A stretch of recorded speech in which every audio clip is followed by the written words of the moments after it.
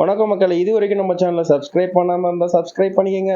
இந்த ஒரு பதிவில் நம்ம என்ன பார்க்க போகிறோம் அப்படின்னா, நம்ம வீட்டு மாடி தோட்டத்தில் இந்த 3 ரோஸ் செடி தாங்க வைக்க போகிறோம். நம்ம வீட்டு மாடி தோட்டத்தில் எவ்வளோதான் ரோஸ் செடி வச்சாலும் பத்தாதுங்க. ஆல்ரெடி நம்ம கிட்ட நிறைய ரோஸ் செடி இருக்குது. இப்போ இருந்தாலும் இந்த 3 செடி நல்லா இருந்ததுன்னு சொல்லிட்டு ரோட்டில் பார்க்கும்போது நமக்கு ரொம்ப ஆசையாக இருந்துன்னு சொல்லிட்டு வாங்கிட்டு வந்தாச்சு.